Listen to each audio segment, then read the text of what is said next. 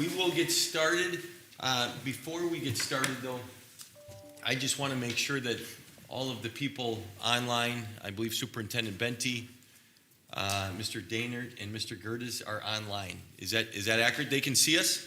Can we see them? Yes. Yeah, he said Gabe's okay. I can't see them. Can they hear us? My big thing is, can they hear us and can we hear them? Can you hear us? We can hear you. Voice from above. Yeah, Jamie? Yes, we can hear you. okay. Scott? I'm here. I can hear everybody. There we go. Can we keep this screen up? Can we keep this split screen? Is that okay for us or no? Then we can't do the presentation. Okay, so we'll go back. Thank you. Okay. It'll be all right. Okay, thanks. I appreciate it. Okay, welcome everybody. Thank you for coming. We have a huge crowd tonight. Overflow parking was needed. But no, thank you for attending and braving the snownami of the century, if you will. We are here tonight on Tuesday, February 21st, for our regular business meeting. If you have an agenda or if you're following along, our 5 strategies are under item number 1. Under item number 2 on our agenda is where the meeting can be viewed on YouTube. And item number 3 is our call to order. Ms. Steves, will you please determine if we have a quorum present? Yes, Mr. Chair, we do.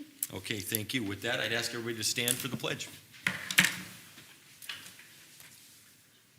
I pledge allegiance to the flag of the United States of America and to the republic for which it stands, one nation, under God, indivisible, with liberty and justice for all. Mr. Bellingham, thank you for leading us in the pledge. You're welcome. Okay, that brings us to item number 4, the approval of the agenda. If you're following online, you will see that item 5B, which was the ALC updates, Ms. Mallory Fuchs and Ms. Cora Packard-Emery, we're going to present. That presentation has been pushed back, I believe, till April 24th. So with that said, I'd like to remove that, and then item 5C would become item 5B on our agenda. So with that, I would entertain a motion to approve the agenda as presented. Second. We have a motion by Ms. Boudreau and a second by Mr. Robichaud. All those in, yes, Mr. Olson. Yes, I talked to you before the meeting started that I wonder if we could go back to what we had, a couple years ago, because it is part of the agenda, the printed, if we have any people out there, instead of you reading that whole statement, and you said, it's just that, I don't think with that, we used to give that very short of 15 minutes per topic and 3 minutes per person. That was pretty much it. So, Mr. Olson, you're referring, just so everybody knows, you and I know what you're talking about, but you're referring to the school board public comment guidelines. Right, yeah, instead of The reading three that, paragraphs shorten that the we- meeting a little bit, and even though it is in the printed version, anybody that's out in the audience should grab one. Thank you. So you're asking a question or recommending that we don't? Recommend that, but then mention that very short, that 15 minutes per topic and 3 minutes per individual, unless there's something special that, So basically, if I'm hearing you right, and I don't want to put words in your mouth, but there are about 3 paragraphs. What you're saying is just shorten it to the last paragraph where it talks about the amount of time and school board policy 206 and that type of thing. I don't think we have to get that. Just basically, we used to just simple 15 minutes per topic and 3 minutes per individual. Okay. Nice and sweet. I think everybody knows it already. Instead of you reading it, or who's ever chair reading it. Any thoughts, board members?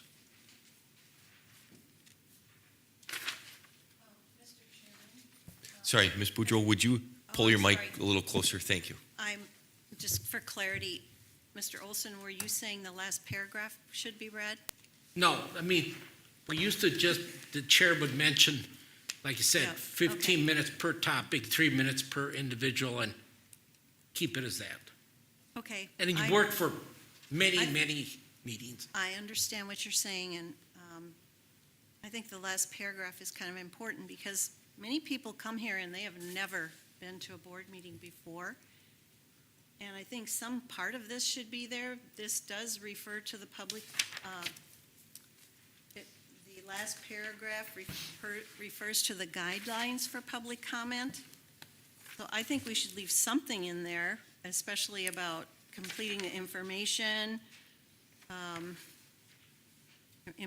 form, et cetera. It's good to know who spoke with us, and it's just a polite way of giving them some guidance. That's just my view, but the rest you could say refer to, maybe we'll have a paper or something. Well, we should have printed agendas out there, right, Kathy? Usually we have printed, so they can read it. I'm just saying, There isn't always enough printed agendas for everyone. There's one per table usually. If please correct me if I'm wrong. That's been my experience. So this is kind of a different topic than just approving the agenda, but Well, I a think worthy it gets, discussion. it is I part of think- the agenda. yeah, I think it is part of the agenda, so Yeah, with that's all. regards to being read or not. So I'm comfortable with that conversation. Any other thoughts, anyone? Mr. Chair, if I may, so I believe it's 3 paragraphs. I don't think it takes a great deal of time. I think it states the reason and how members addressing the board, or people who are addressing the board, public comment addressing the board should conduct themselves, and also the procedure of how to address the board, signing up, and also statute of the Government Data Practices Act. I don't think this hurts one time. I think it's very concise, and I think it's very professional as well. So I think we should leave it in as is. Okay, thank you. Any other thoughts, anyone? Mr. Olson had asked me about this before our meeting started, and I don't need to read more, trust me. I don't need to read more. This is out there. Certainly, I read this once a month. My only reason for potentially leaving it in there is if all of us want me to do my best job of trying to protect, should somebody come up and start throwing zingers verbally, if you will, we have something to refer them back to so that they can say they know. Now, to Mr. Olson's point, I would hope that somebody would read the agenda if it's in front of them. At the same token, I know that if we are short agendas, they can't, and I also know that there's plenty of people that get the agenda, they're here for one reason and maybe one reason only, and that's to share their thoughts. Maybe they don't read the agenda. So I am okay one way or another. Just know that if somebody comes up here and I really don't want to say it, but if they came up here and went on a personal attack on any one of us or any district employee, this in my mind gives me great reason to be able to stop and try to interrupt them. But once again, I will do whatever the board wants to do or not do and go from there. So You have to make an amendment to eliminate this, or what? How do you yeah, I think that proceed? would be the way to do it. If you make an amendment and then if it's seconded, if somebody seconds it, then we could vote on it and it either passes or it fails one way or another. Well, then I'll make an amendment to, eliminate that, and the chair makes a statement, 15 minutes per subject, 3 minutes per person, and the chair always has right to cut anybody off if they start using foul language or attack anybody up here. I mean, that's typical. No better. Well, they should, but then I guess it's your job as chair to cut them off. State the Yeah. motion. Yeah. Okay. Quickly. Mr. Chair, just Rocha. a question. Are you suggesting to amend the approval of the agenda? Oh. Or what is it? On What are you amending, Richard? on item number 6, that we don't have to read all that every time. It is in the written word, the printed word, I should say. So I'm sorry. Yeah. Maybe I should have brought this up. Now I'm We confused. can't get- Has there been a motion to approve the agenda? Yes, there has been a motion to Okay. approve the agenda, yes. That was by Ms. Boudreau and seconded by yourself. So you want to amend the approval of the agenda to eliminate part of that Right, yeah, public comment guidelines? Yeah. And Mr. Olson, just so we're all clear, you would like it to stay on here, but not be read? Or am I wrong? stay on here, but not, you don't have to read it. I think what's on here should be read so that it's clearly communicated to the public and everybody. Okay, but anyway, Mr. Olson has made a motion. Is there a second to his amendment to the agenda? I'll second it, but we vote on that then, or can we discuss it? Because I'm still unclear a little Okay. bit. Yep, so we have a motion. And we I'd have just a like to discuss it. We have a motion, and now we have a second to the amendment. Okay. And I believe the amendment, correct me if I'm wrong, Mr. Olson, is to leave these 3 paragraphs on the written agenda, but to virtually have the board chair read what the last paragraph is. That's my understanding. Is that correct? Okay. So I will now open it up to discussion. Is there any further discussion on this? Ms. Boudreau? Mr. Chair, not to belabor this motion, but I thought Mr. Olson said he wanted to eliminate all of it. No. Just all of it and keep it real simple, like it was I asked a that. few years ago. Okay. Keep it real simple. That's all I'm, Okay. so, Well, I'm not supportive of that, Mr. Chair, of eliminating this. I think this is important, and I do appreciate that we have some guidelines when people do come here and they're angry and upset. So, okay, thank you. Ms. Moore? Okay, the discussion, I want to just clarify that this is, as it in written form, it's going to stay, correct? No. No, yes. no. No? Well, the amendment is Oh, to eliminate it. eliminate it, but the chair would mention what I've been mentioning before. Very simple to the people out there. 15 minutes per topic, 3 minutes per individual, and if somebody gets out of line, the duty of the chair is to cut them off. Mr. Chair, So, go ahead, Mr. Rocha. can I just, if I read, each speaker will have 3 minutes to make comments on one specific topic. Each topic will have a total of 15 minutes allowed for comments. Is that what Yeah, you want yeah. on there? Okay. That's it. And Mr. Olson, you want all this other stuff taken off of the Take it agenda? off, and just what Jerry said. Take it off the agenda, okay? Not even in written form. It can be in the written form, but you don't have to out. You made the amendment. I just want to make sure that we all understand what that is. So, So- yes, Ms. Okay, Moore. thank you. The written parts portion stays, correct? And then you verbally read just the last paragraph is what the amendment is, that Chad would read, or Mr. Wolf would read the last Just paragraph. what did Jerry, that No? last two Okay. sentences. It's actually the Okay. last 2 So, sentences. Ms. Moore. Please clarify. Yeah, we need to clarify this once and for all, so that we can actually then take a vote on it. Mr. Olson, I myself have heard you state 2 things. One, that we leave all 3 paragraphs on the written document, and I've also heard you say, take all 3 paragraphs off, other than each speaker will have 3 minutes and each Let topic me will have 15 clarify minutes. the. Thank you. okay. The written word stays on this for the people out there, that you as chair, or anybody chair, reads the last 2 sentences as per Jerry. I did, that's it. So you're not reading all this, but it's out there in the print for people Okay. to read. Is there any other discussion on this? Otherwise, we have a amendment by Mr. Olson and a second by Ms. Moore. So with that, any other discussion? Mr. Bellingham? Because we're discussing the amendment here, right? So my discussion aim would be, as I agree with Ms. Boudreau, the 3 paragraphs here give us one, transparency to the public and structure to the public and the board as to how public comment is conducted, okay? So the amendment the amendment is very, very confusing and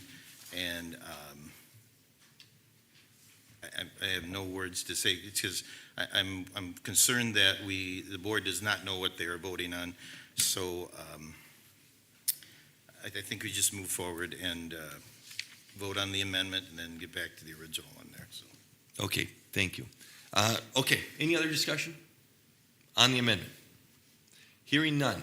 All those in favor of the amendment, please signify by saying aye. Aye. Opposed?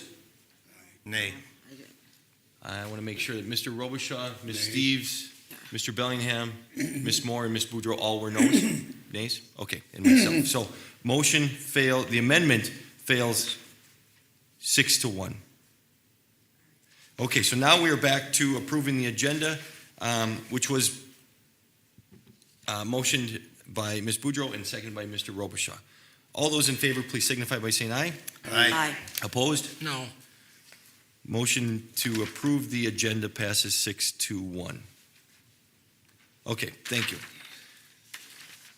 That now brings us to item 5, recognition awards and presentations. Item 5A, student board representative report. Welcome. Okay. I'll keep it nice and short and sweet. Please don't confuse us. I'll start with the District Youth Council. In case you don't know, the District Youth Council is a group of students. It's about 22 students, and we meet once a month to just discuss different topics within our school district on a district level view. Our last meeting was on the 10th, and we just kind of were talking about how we thought the meetings have been going, any issues, and what we want to do moving forward, as this group is new this year, and this is our first year having it. So we had a really good discussion. We've kind of talked about doing 2 meetings a month so we can stay more on top of everything that we're doing to make sure that all of the issues we discuss are being worked on properly. And that was really good. And then in the high school, we have been doing registration for the next year, and we had an altered schedule. I think it worked pretty nice. I know a lot of students had less difficulties registering for the next year. And that's pretty much all that's going on. If you have any questions, I would love to answer any of them. Any questions or comments? Mr. Chair, if I may. Yes, Mr. So Bellingham. I would like you to expand on your experience at the dance line competition at the state level. If you're being humble, so Yeah. please say the great things that are happening at the high school activities-wise and things like that. Yes, so the dance team just competed this weekend at our state tournament up in Minneapolis and St. Paul at the Target Center. Both of our different categories in our dance line made it, both jazz and high kick. Jazz ended up getting 10th in the state, and our high kick team made it to finals and ended up placing 4th in the state, which was really exciting. I'm really proud of the team. I was a captain of the team this year, which was really an honor to work with such amazing girls and to see how hard they push themselves and how hard they work every day. And I'm so thrilled that we got 4th, and even above the placement, I'm so thrilled that I got to be on a team with such hardworking and amazing girls. And I'm still sad about it, so I might tear up if I talk about it too much, but I spent 5 years on that team, and they're definitely my family, and I'm going to miss them more than anything.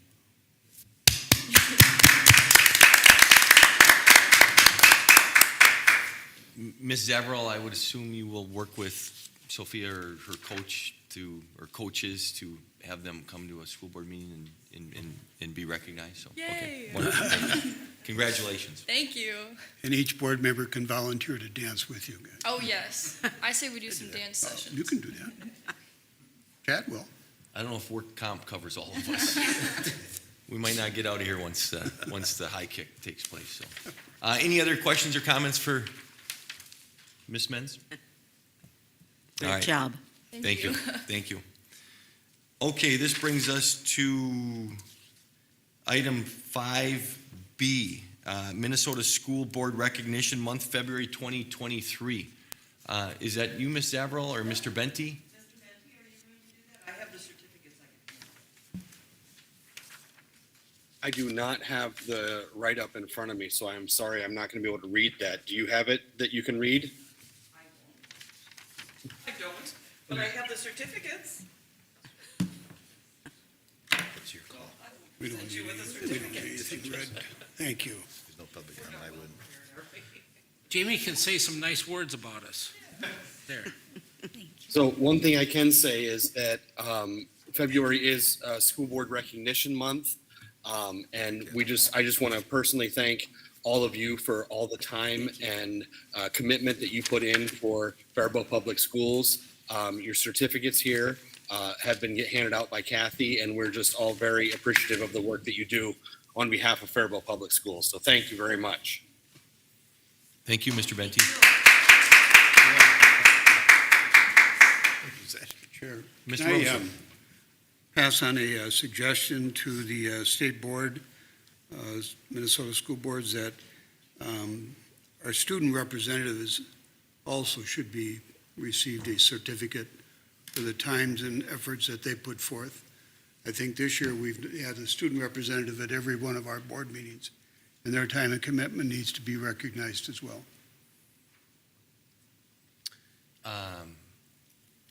I don't know who would No, carry well that said. message, but I can certainly, do you want to take that on and communicate with MSBA about that? Are you willing to? you can. Okay, wonderful, thank you. Great recommendation. Anything else, board members? Okay, hearing nothing, that brings us to item 6, school board public comment guidelines. Ms. Zavarro, do we have any public comment tonight? Okay, well, if we don't have any, then I will not go through this. Oh, darn. How's that? If we do have some, then we will, but if we Yeah. don't, there's no reason to, so. I request that you read it. English, Spanish, and Somali, please. Okay, so that brings us to item 7, which is the consent agenda. I will entertain a motion to approve the consent agenda. Mr. Chair, I'll so move. Second? We have a motion by Mr. Bellingham and a second by Ms. Steves. All those in favor, please signify by saying aye. Aye. Opposed?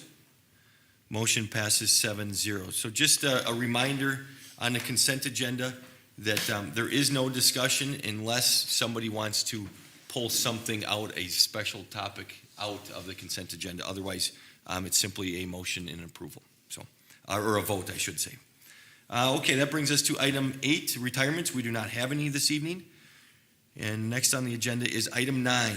9A is the minutes from our finance meeting on January 17th. And I believe those are all out there for anybody to take a look at. Mr. Gerdes, I don't know if you want to highlight anything from that meeting. You're certainly welcome to. Otherwise, we can move to item, or I should say, let me backtrack. If there's any questions from anybody regarding those minutes, yeah, Ms. Moore. Yes, yes, Mr. Chair. I just wanted to mention that I think it's under the financial performance. You mentioned, I think that, pointed out that electric rates remain high. I think that's a good thing to look in the future to accommodate in our budget, because I'm thinking the energy rates are going to be rising. So that is something that I think we need to address. I don't think they're going down. I think they're going to go up. So I like that you put that in there. I think this is just something that we have to think about in the future. And I'm sure, Mr. Gerdes, you will be doing that. So thank you. Thank you for those comments. Any other questions regarding, yes, Mr. Olson? Since it was brought up by Linda there, that I believe maybe we can negotiate, because it looks like we pay a rate per meter for the use of a meter. So I don't know what that is, but that was brought up a few years ago. They brought that up, that they charge per meter. So I don't know if they could waive that because we're a public institution or what, but maybe Scott can call Excel and find out if that can be waived for us. Mr. Gerdes, are you aware of that, or any comments to Mr. Olson's thoughts there? So can you guys hear me? Yep. So about a year ago, we met with our representative from Excel Energy to not only talk about our rates, but also talk about the integration with the our green energy initiative. Mr. Gerdes, I don't know if you moved a little bit away from your computer or your microphone, but Your voice kind of got cut way down for some reason. All right. So about a year ago, we met with Excel Energy and we had a discussion around our rates and all the upcharges and surcharges and we also talked about integration with the solar as well. So not the solar, the wind. But to Mr. Olson's point, we already have the best rates that Excel gives out. Part of the issue that we are seeing is it's not really Excel raising their rates, it's the rates coming into Excel that they're just passing on. So it's not always inside Excel's control around what we get charged, right?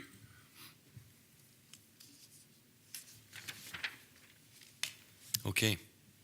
Thank you for that. Mr. Olson, you have any follow-up? Well, that's not my understanding, that we get charged per meter, or whatever that means with Excel, but, That is true.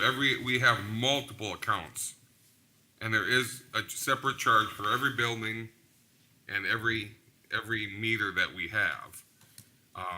But there's only one meter per building, which is electrical code. So for example, the district office that you guys are sitting in doesn't have an electrical meter because we're attached to the middle school, and you can't have multiple meters per building. So you are right, Mr. Olson, we do get charged per meter. It's not all lumped together. There's probably 16 different accounts. I don't have the bill obviously in front of me, but in terms of charges, we are on the lowest charge that Excel will give us. Now, one of the other things is we do get hit with curtailment issues, right, when it gets really cold. And so there's a lot of upcharges around that as well. So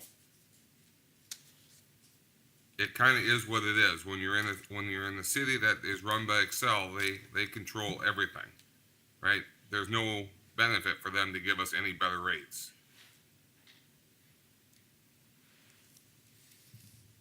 Okay. Thank you. Appreciate your comments there. Any other comments regarding that report? All right. Mr. Gertis, that brings us here to item 9B1, the enrollment report. So, we'll start with the enrollment report. Do you have it up on the screen? Yeah, yep, we Okay. did.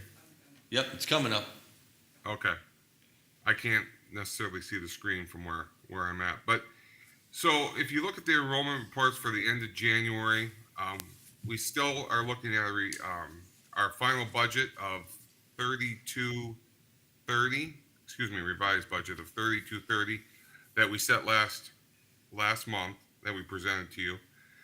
You can see that the graph says we're still about 23 over that budget. I do expect that number to go down whenever the high school gets trued up on their PSEO numbers.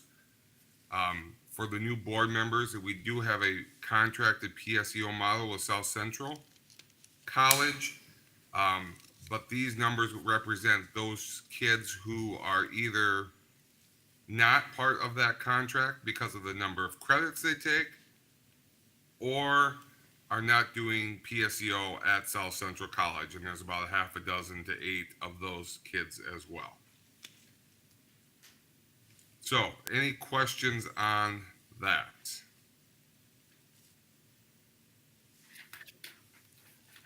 I don't think so, Mr. Gertis. Okay, we'll move on to the comparative financials. So, to Mrs. Moore's point, our electric rates, and Mr. Olson as well, our electric rates have gone up, and they continue to go up. At this point, there probably will be an adjustment in the final budget that the board will see in May or June to account for that, depending on how the electric usage goes over the next 3-4 months. The thing down below is our snow, and you can see that we're about over 90% of budget, and after this week, we will probably be over budget for our snow removal. So again, there will be an adjustment in the near future for that line item as well, unless something changes here in the next few hours. If we move down and we talk about the self-insurance fund, our bottom line or our fund balance continues to grow over fiscal year 23. So we're about $457,000 to the good as we stand here right now. Now, keep in mind that we still have 3-4 months to go, so things could change. And the other thing, again, for the new board members that we do at the end of the year is we calculate an IBNR, which adds to the expenses because we try and capture all the expenses that happened on June 30th or before June 30th, but do not get fully processed by June 30th. Okay, so there's no more revenue that comes in after June 30th, but we do book expenses that do hit that fund after June 30th. Okay, and that's what IBNR stands for. So, any questions on that?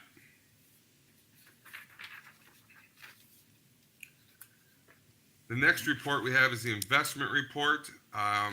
The only thing I would point out here is you can see we have a drop in our cash balance of about $1.25 million.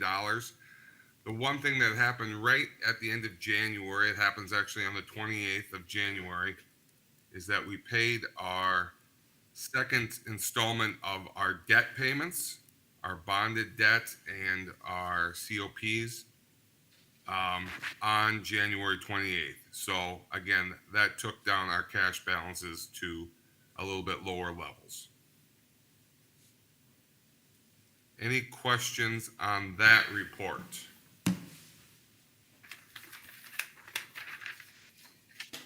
All right, then the last report that I want to talk a little bit about, and again, this one doesn't change a whole lot, so I'm just going to hit some of the high points here. But is on our financial analytic report, you can kind of see that the trend has really not changed from last month. So you can see right where the 2 points come together, the blue line and the dotted red line. That means we're going to be pretty close to where we finished 2022. And that's kind of what the budget states today. If you flip the page and you look at the little half circle or U-shaped or semicircle, whatever you want to call it, at the top, one of the things I wanted to point out is if you look at the blue graph at the top, the actual year-to-date revenue projected is about 42%. Again, actual is about 44%. So being 6 months into the school year, that's pretty close. And if you look at the other local and state sources, those are also very, very close as well. So not a lot of change year over year. If you flip the page and you look at the expenses, again, at the semicircles at the top, you can see the actual expenses to date versus projected is within 0.8%.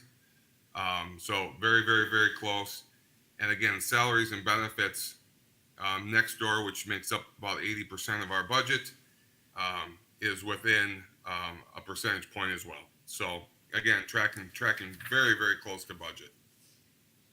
And on the last page, just a couple things to point out. I've said this the last couple months, but nothing really has changed. If you look over at our post-employment retirement account, the market still continues to hammer on that fund. So again, the red with parentheses around it in a revenue line is not good news. That's negative revenue, which is always bad news. But again, this is revenue that is actually unearned. So it's a negative unearned revenue. So again, it's something we have to book because of GASB. but it is not something that we actually have lost in physical cash. That makes sense. So I'll stop there. Any questions on the financial analytics, pages 1 through 4?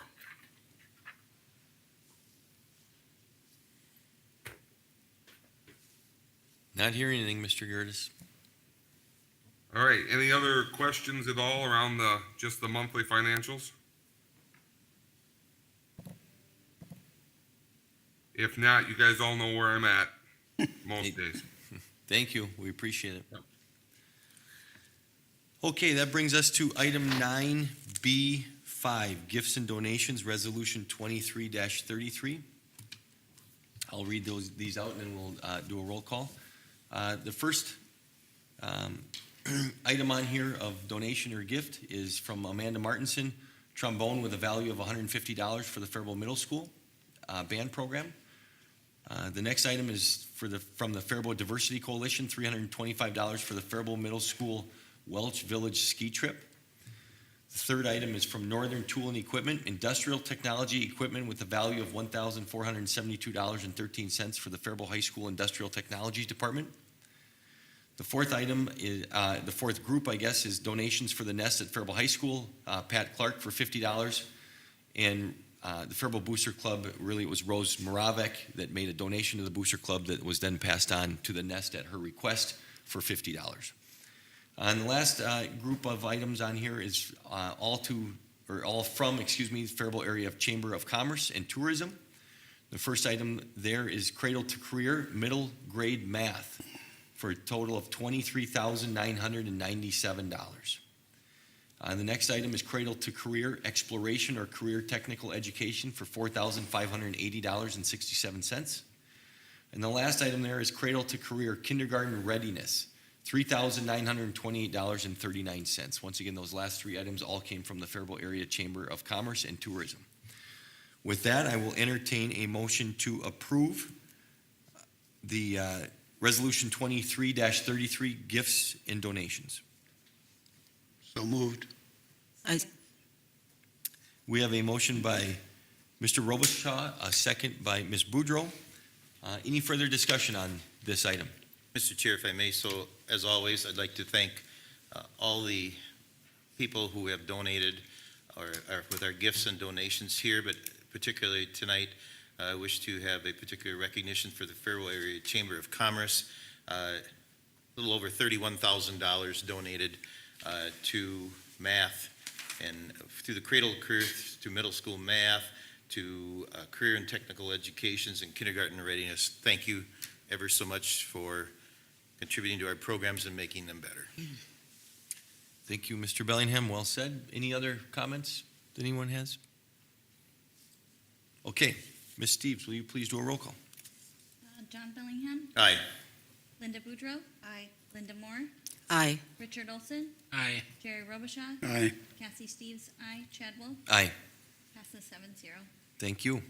Brings us to item 9C, items reviewed by the Finance Committee and are suggested for board approval. Item 9C1, consider approval of Kids World fiscal year 24 proposed rate increases. I will entertain a motion to approve. Mr. Chair, also move. Second, We have a motion by Mr. Bellingham, a second by Ms. Steves. Any further discussion? Mr. Chair. Yes, Mr. Olson. I'll vote no on this. We're not a rich community. We keep on raising the rates, I think, every year. And it is tough times out there. And like I said, I'll be voting no on this, not to increase the rates. Thank you, Mr. Olson. I hear Mr. Olson's sentiment, but I utilize a private daycare, and this is exactly in line with a private daycare system, so. Thank you, Ms. Steves. Any other comments? I would just weigh in, and Mr. Olson, I completely hear your thoughts, and I agree with you. We don't live in a rich community by any means, but at the same token, I believe this document states that the increases are necessitated by inflation and an adjustment of staff wages. And if we don't somehow try to increase our revenue coming in, I don't know how we can continue to afford to pay people a marketable wage that they need to fill these positions. So I'm just reading off the document here. So, any other comments? Mr. Chair, if I may, so I do remember being on the Finance Committee when this was presented and discussed thoroughly, and I do believe that was the, particularly in that one, I believe it was a unanimous decision to send this, approval to send this to the board. So, again, as Ms. Steves and yourself have said, this is within, the increase within what we need to do and what is out there. Thank you, Mr. Bellingham. Any other thoughts or comments? Mr. Damer, is there anything, I think this falls under you. Let me just, It's under Zach. it's under, right here. Sorry. I'm thinking everybody's out there in the virtual world, and we actually have somebody here in person. I'm sorry, I was thinking that was under. Thank you, Mr. Pruitt. Is there anything you would like to add to this, or any questions for Mr. Pruitt? Happy to answer any questions. Just to reiterate that the district does, Kids World does provide before school, after school, summer, and school break care to about 130 kids in our district too. So. Thank you, Mr. Pruitt. And once again, I apologize. I'm reading from the document, and I don't have the top of it up on my computer, so sorry about that. Okay. Any other questions or discussion? Hearing none, we have a motion by Mr. Bellingham and a second by Ms. Steves. All those in favor, please signify by saying aye. Aye. Aye. Opposed? No. No. Roll call, please. Determine it. Ms. Steves, will you please do a roll call? Thank you. John Bellingham, Aye. Linda Boudreau, Aye. Linda Moore, Nay. Richard Olson, No. Jerry Robichaud, Aye. Cassie Steves, aye. Chad Wolf. Aye. Passes 5-2. Thank you for that. Thank you, Mr. Pruitt. That brings us to item 9C2, consider approval of Faribault High School band trip to Los Angeles. We do have Mr. Ben Beaupre online. He is wonderful. Well, we will, I'll entertain a motion to approve first, and then when we get to discussion, if anybody has any discussion, they can certainly ask. So with that said, I'll entertain a motion to approve this item. So moved. I'll second. We have a motion by Mr. Robichaud, a second by Mr. Bellingham. Any further discussion, or would you like Mr. Beaupre? I'll turn it over to you, Mr. Beaupre. Would you please make a few comments about this? Absolutely. Can you hear me? Yes, we have you. Thank you. Great. So we are looking for the approval of our spring break tour to Los Angeles. We have 54 students from our high school band, choir, and orchestra programs that are attending. They are raising the funds for this themselves, and they've had the opportunity to fundraise for this trip over the course of the last 1 to 4 years of high school, depending on their grade level. So we're looking forward to a few days of warm weather, especially given the current circumstances outside Minnesota. And it should be a great opportunity to perform at Disneyland, potentially attend the Grammy Museum in Los Angeles as well, amongst various other activities. So we're looking forward to the tour and grateful for your consideration this evening. Thank you, Happy Mr. to answer any questions that exist as well. Thank you, Mr. Mr. Chair. Beaupre. Yes, Ms. Moore. Yes, I'd just like to make a couple comments. We'd like to see, when you get back, we'd like to see some of the videos possibly of the school performing. And tell everyone to have fun, and please make sure that you stay safe. Yes, absolutely. Thank you. Mr. Robichaud. Mr. Chair, thank you. Mr. Boudreau, what kind of fundraising activities have the students been involved in? I'll speak to this year. This is my first year in the Faribault School District. This year we have had a fundraiser in the fall that I do know exists every year. That is our Butter Braid fundraiser. So if anybody came knocking to your door this fall to sell butter braids, that was us. That is always a huge success for our students and our community. In fact, I think I'm taking one out of the freezer tonight for for a little e-learning day breakfast tomorrow. We hosted a mattress fundraiser that was in January. If you saw any signs or seen any flyers around town promoting that, that's a new fundraiser to our community and to our district, but one that we saw great success with. That was an opportunity to raise funds for both individuals and for our group in its entirety as well. Again, that speaks to this year. I do know that in previous years, the Butter Braid fundraiser existed. I think there was a couple other miscellaneous fundraisers here and there. But I might deflect to one of our other music department colleagues on that. I don't think he's in the building tonight, but one Mr. Joe Timmer could answer that if you're looking for more information. I have another question. Thank you for that. To your knowledge, is there any student for economic reasons is not able to participate? They're not able to engage in fundraising that would be excluded from taking this trip because of economic reasons? As I understand your question, you're asking if there's any student that is not going on the trip because of financial reasons? That's correct. I couldn't give you specifics for students. I would venture to say that is likely a possibility. These fundraising opportunities that we have over the course of 1, 2, 3, or 4 years of high school are designed and our trip is planned accordingly so that this opportunity is available for any student. Now, we might have a 9th grader this year who doesn't have the opportunity to travel because they don't have the means to this year. But our program runs, in the past, has run every 2 years a travel experience. And so this will give that 9th grader the opportunity to fundraise in 9th grade, 10th grade, and then again in 11th grade to make that tour feasible at a later point in their high school career. I understand that. However, I am very concerned that we are excluding any student, no matter what grade, and opportunities that come down the road because of economic and financial reasons not being able to go.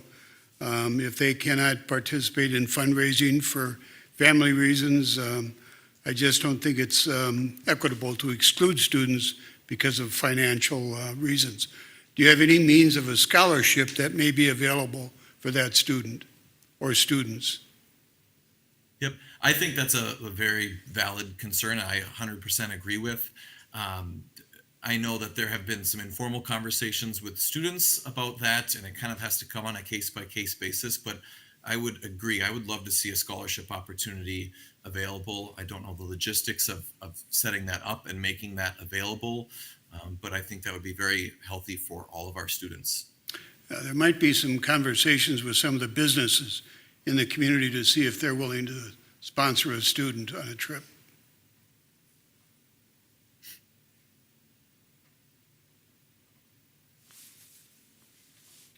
Thank you, Mr. Robichaud. Thank you, Mr. Beaupre. Any other questions for Mr. Beaupre?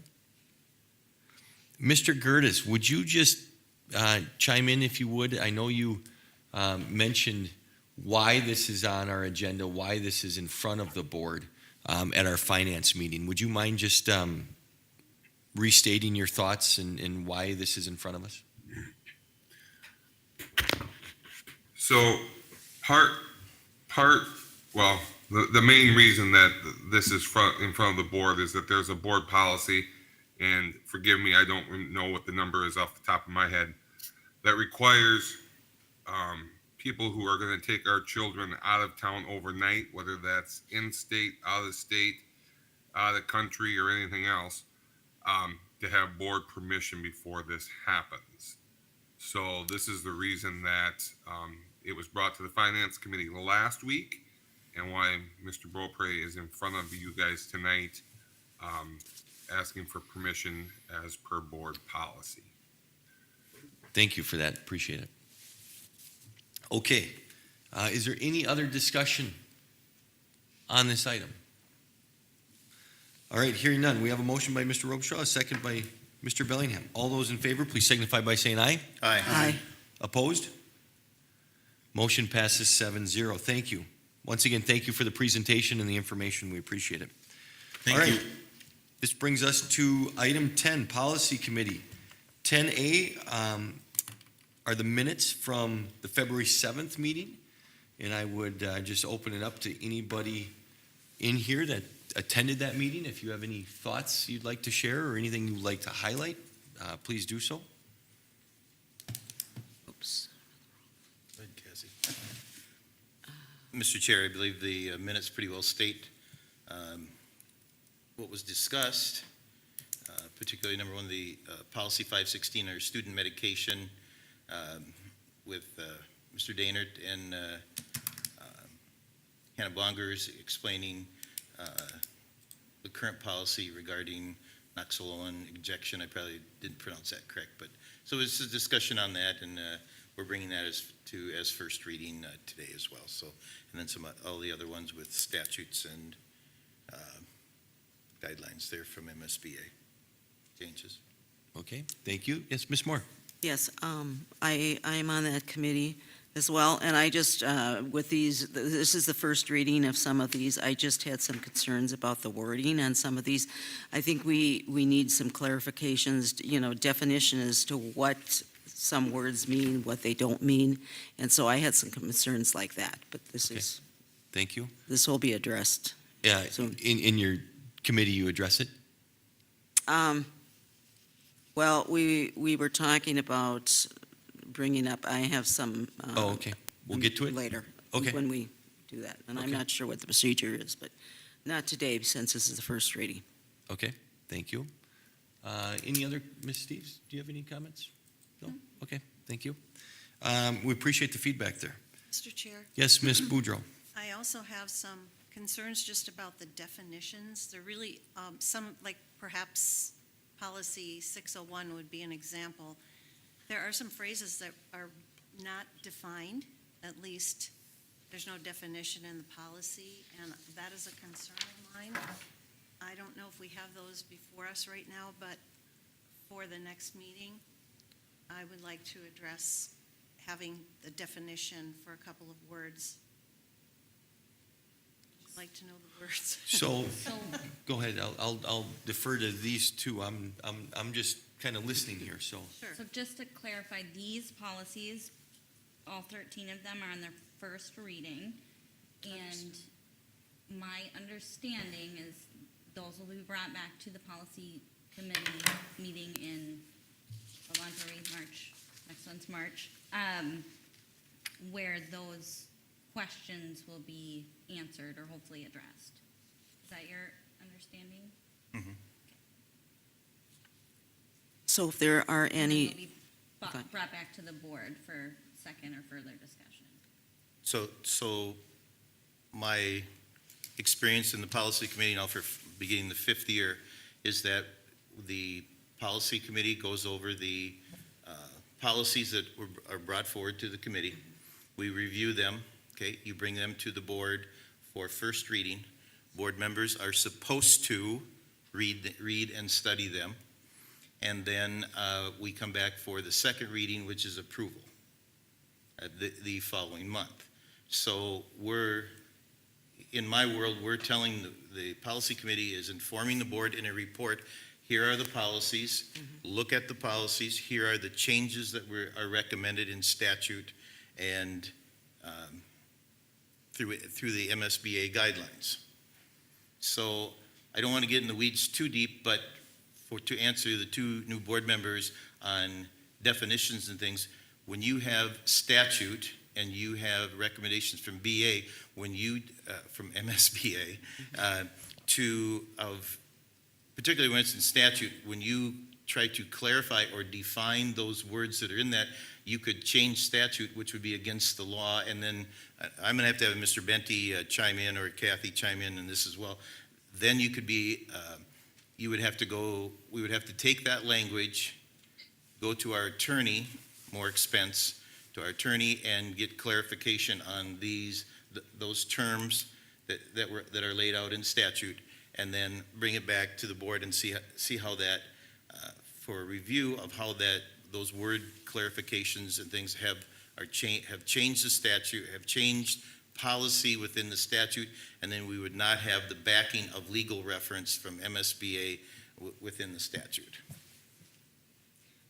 And I would just agree with Mr. Bellingham there. In the ones that do have statute references, they have some definitions, but they do not define all of the words that are in there. I'm guessing that if we reached out to MSBA, they also would not define the words for us because of exactly what Mr. Bellingham said there. They don't want to be on the legal hook for anything that they tell us, for fear that it will change what the statute or what the court cases even that are attached to it, or past court precedent has said.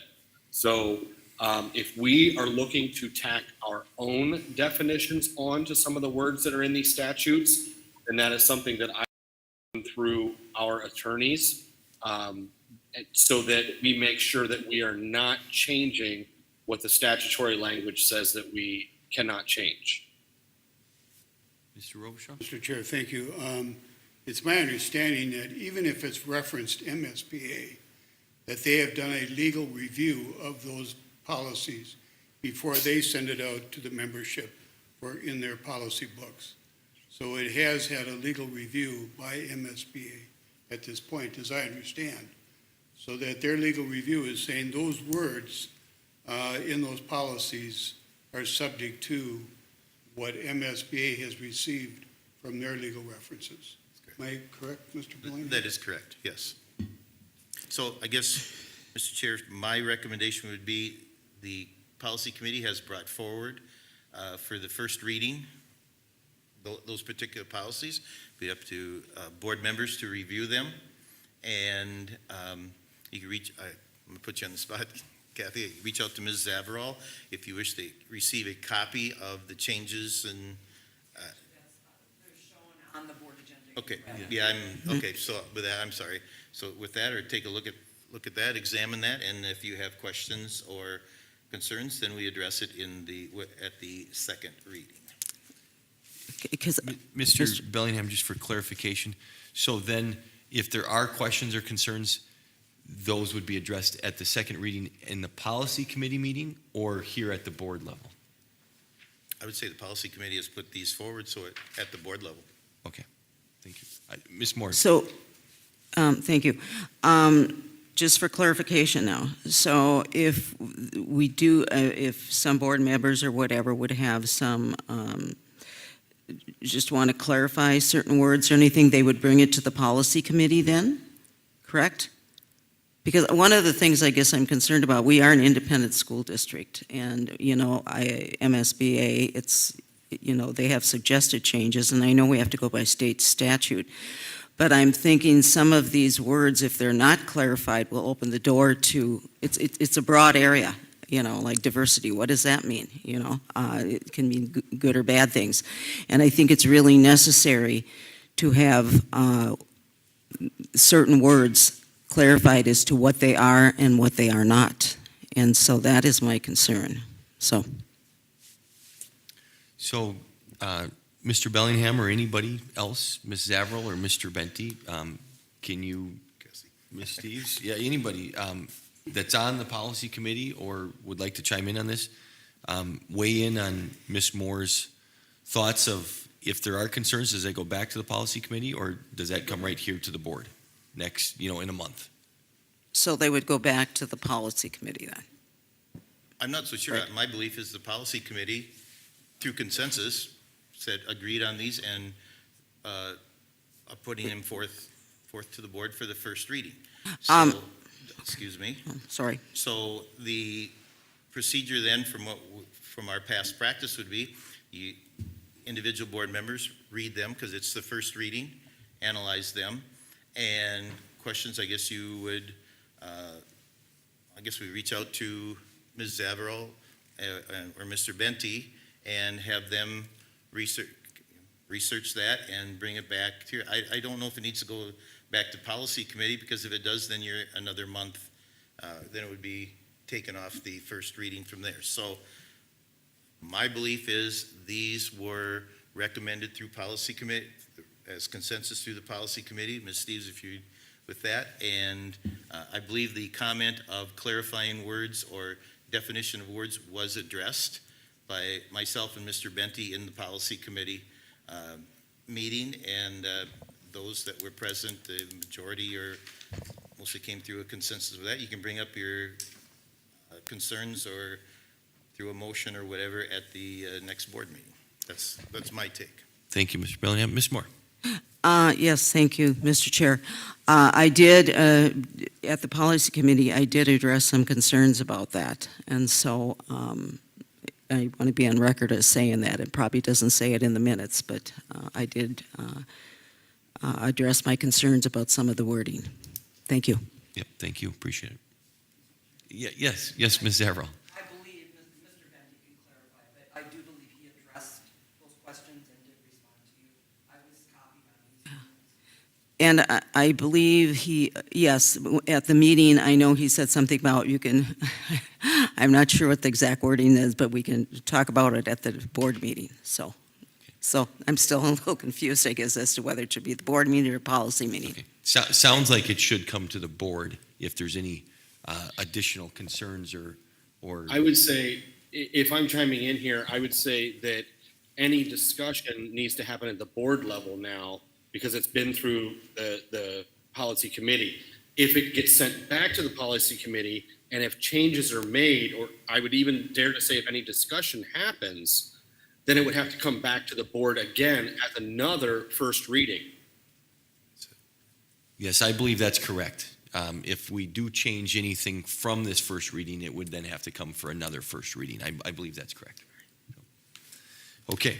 Yes, And Mr. Chair, just as an additional comment, I think it should be noted here that it should be a high level of concern to add definition or whatever, which could possibly change the meaning of statute or legal from MSBA, because then legally we would be on the hook for any occurrence that might have. For example, that's why we really try to not have policies that are not have legal reference or MSBA legal reference. If it's just our own policy, which we saw some in the 70s, 80s, and 90s, we have no legal backing other than our own to follow through on that. And that's a dangerous precedent to set. So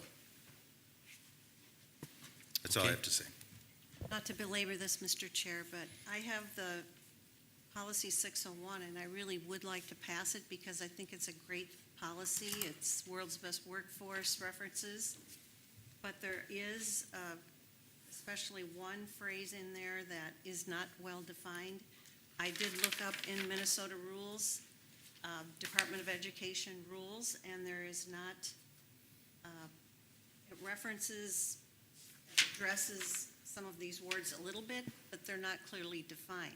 So my concern is, without knowing what these words mean, and we're asking students to demonstrate this or be given the opportunity to acquire human relations skills necessary to do some things, I think it would be helpful to have a definition of what those things are. Before I approve it, I just don't feel comfortable without knowing what that means. There's a lot of changes happening at the state legislature right now, redefining words in education in many different areas. And what we think it meant maybe means something different now. So that's the conflict for those of us who have to make these decisions. So maybe we could research that or get some clarity. Okay. That's my concern. Thank you. Yep, thank you. And- Appreciate it. Mr. Chair, I agree with Linda's. Okay. Thank you, Ms. Moore. Ms. Averill? So what I can say is that MSBA does constant research on this and changes in the legislature, and they provide that information to us, which then gives us the opportunity to bring these changes, like you see now, forward to the policy committee so we can keep our policies up to date.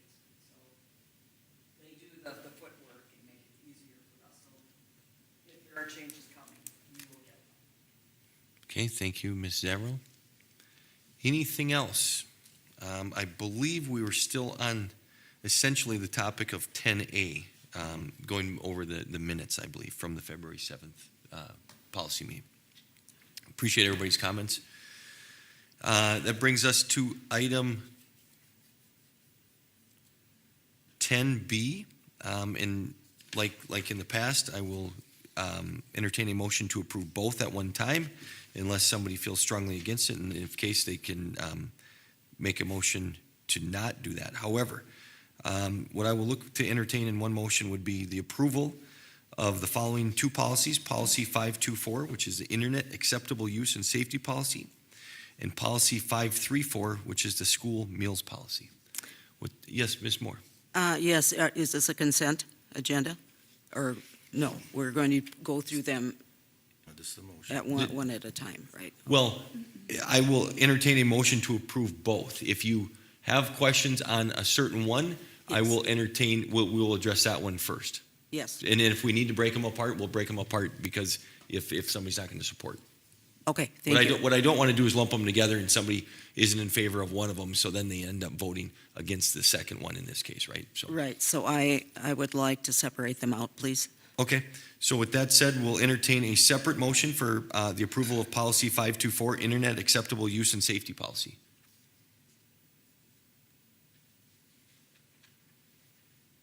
So moved. We have a motion by Ms. Steves. Do we have a second? Second. We have a second by Ms. Boudreau. Any further discussion on this item? Yes. Ms. Moore? Okay, and I'm not sure, sometimes when I have questions about this, should I ask, since I'm new to this, one of the things, I'm just going to express some of my concerns here. Should students be allowed to access unacceptable materials? Is that safe? And if students are accessing unacceptable materials, shouldn't parents be notified? Also, does all of this come under the Children's Internet Protection, federal and state? And then I just have an amendment, it's on page 524, page 5. It's, I think it's 6C, the last sentence. In certain rare instances, a user also may access otherwise unacceptable materials if necessary to complete an assignment, and if done with the prior approval of and with appropriate guidance from the appropriate teacher, or in the case of a school district employee, the building administrator. I guess my first question is, should students be allowed to access unacceptable materials? Should they be? And if they are, I don't see, it seems like the parents are taken out of the equation. So those are my concerns. And I would like to add that, amend that part of it there, if, So I can speak to this a little bit. Thank you. It is not, this does not open, the intent behind this is not to open up our filters to allow students to access obscene, pornographic material or anything that is defined within this policy as unacceptable. What this allows us to do is to open up our filter for words that students need to be able to search that have sometimes dual meanings, if that makes sense. yes, okay. And if I may ask too, who oversees all of this? That would be overseen by our technology department. They are the only ones that have the right to overrule our content filter. Okay. And they would overrule it by allowing one word to be searched. Usually what happens then is they would do the search first, or they would do it with a teacher or with an administrator to see what comes up before then allowing the student to search that unfiltered word or phrase. Okay, thank you, Mr. Venti. And just, I think my last point, it's under that, on page 5, it's C. It says, in certain rare instances, a user also may access otherwise unacceptable materials if necessary to complete an assignment, and if done with the prior approval of and with appropriate guidance from the appropriate teacher, or in the case of a school district employee, the building administrator. it seems like we're leaving the parents out of this equation. And I would actually like to add on that part, and if done with the parent, prior approval of the parent and teacher with appropriate guidance from the appropriate teacher and guidance from the parent. And is also the parent notified about this too then? So once again, the unacceptable material would be something that would be blocked by our filter, that the student would have to say, listen, I'm trying to access content on this word or this phrase, and the filter is blocking me. And then that would be viewed by our administrator, our teacher, and or our tech department to say, yes, we can open up that word or phrase because it has a dual meaning in society or dual meaning in the tech world. That, once again, is the definition of that unacceptable materials. So I don't know where the parent piece would come in yes. at. Yeah, I understand now. I just wanted to clarify that. So, okay, I'm fine with that then. So, Ms. Moore, for my clarification here, I thought you had mentioned you would like to propose an amendment. Is that the case or not? Well, no, this, I was concerned, sometimes there's dual meetings for Okay. unacceptable. Okay. Okay. And so Mr. Benty clarified that. So as long as it's not really unacceptable material, I don't think the parent needs to be involved. Okay, so Is that clear? back to my question, you do not have an not amendment now. to propose. Okay, thank you. Yeah.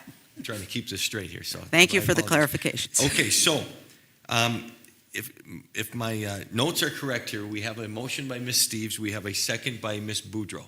Do we have any further discussion as it relates to policy 524? Okay, hearing none, all those in favor, please signify by saying aye. Aye. Opposed? Motion passes 7-0. Thank you. Mr. Benty, thank you for the clarifications and the feedback there. This brings us to item 10B2, policy 534, school meals policy. I will entertain a motion to approve this item. I so move. We have a motion by Ms. Moore, a second by Ms. Boudreau. Any further discussion? Mr. Robichaud. Just a question, I think you're all aware that in the legislature, there's a bill that will make lunch free to all students. And I think, and I know that it's not a law yet, so we have to have a policy in place, but I would suspect that if that legislature passes in some form, that we may have to we can just get rid of this policy, which is written in a lot of negativity anyway. From the standpoint, it talks about negative balances, and it's kind of a punitive policy. So I look forward to being able to act on getting this policy out of our books. Thank you, Mr. Robichaud. You're welcome. Any other comments or questions? Okay, hearing none, all those in favor, please signify by saying aye. Aye. Opposed? Motion passes 7-0. Thank you. That brings us to item 10C. The following policies are presented for first reading. Once again, this is first reading only, so no action. This is simply a report. The first one is policy 516, student medication, followed by policy 601, school district curriculum and instruction goals, policy 602, organization of school calendar and school day, policy 603, curriculum development, policy 604, instructional curriculum, policy 605, alternative educational services, policy 606, textbooks and instructional materials, policy 608, instructional services - special education, policy 613, graduation requirements, policy 618, assessment of student achievement, policy 619, staff development for standards, policy 620, credit for learning, and policy 624, online learning options. I think as numerous people have stated, any changes are redlined in there and clearly denoted, so you can see that. There's a whole lot of reading material there for you if you really want to dig in. So any other comments? Otherwise, they are just simply presented for the first reading. And to Mr. Bellingham's point, I believe they've all been recommended in some form or fashion through a consensus at the policy committee. Is that correct? That is correct. Okay, thank you. Okay, Any other questions on that? All right, hearing none, this brings us to item 11, other matters. Item 11A, consider approval of Resolution 23-38 designating Mr. Jamie Benty, Superintendent, as the local education agency, or otherwise known as LEA, representative for the Faribault Public Schools for the 2023-2024 school year. I will entertain a motion to approve. Mr. Chair, I'll move Resolution 23-38. Thank you, Mr. Bellingham. Do we have a second? Second. Thank you, Ms. Boudreau. Mr. Venti, would you just briefly touch on this? I believe we've approved something like this earlier, but I'll let you comment on this if you would, please. Yeah, so this is just a standard approval for me to act on behalf of the district when it comes to local education association business and action. Okay, thank you. Any comments for Mr. Yes, Ms. Zerval? I can just add that. Yes. Yes, it was approved at the organizational meeting for Tracy Corcoran to be the LEA, and now with her departure, Mr. Benty will be that until someone else is hired in that position, and then this resolution will come back to you. Okay, thank you. I appreciate it. Any other questions regarding this item? Hearing none, Ms. Steves, will you please do a roll call? John Bellingham. Aye. Linda Boudreau. Aye. Linda Moore. Aye. Richard Olson. Aye. Jerry Robichaud. Aye. Cassie Steves, aye. Chad Wolf. Aye. Passes 7-0. Thank you. This brings us to item 11B, consider approval of Achievement and Integration Plan July 1, 2023 to June 30th, 2026. I will entertain a motion for approval. So moved. We have a motion by Mr. Robichaud. Do we have a second? I'll second. We have a motion by Mr. Robichaud, a second by Mr. Bellingham. Any further discussion? Mr. Chair, I have a question. Ms. Boudreau? Thank you. This achievement and integration plan is some funding, I surmise. I believe it is a grant or annual grant. I'm just wondering how we utilize the funds. And maybe Mr. Superintendent Mendy could provide some insight on that? Are you asking how we spend this money that comes in? If you could clarify it as a grant and how it is invested. So our achievement and integration plan is part of our compensatory funding that we receive, which is based on our free and reduced lunch count. It is considered a restricted account, which means that there are limitations on what you can and cannot spend that money on. In a district that is as diverse as what ours is, that it makes it a little, I don't want to say the rules are a little bit easier, but it allows us more breadth to be able to spend that money. If you want to know more about exactly what we spend that money on, Mr. Gertis would be able to speak to that because it comes down to how we code different people. Okay, that's sufficient. I can speak with him. Thank you. Mr. Thank- Chair. Mr. Robichaud, I'm sorry, I'm going I'm to go to Ms. sorry. Moore first, as she was in queue here. Okay, from what I understand, this is a grant.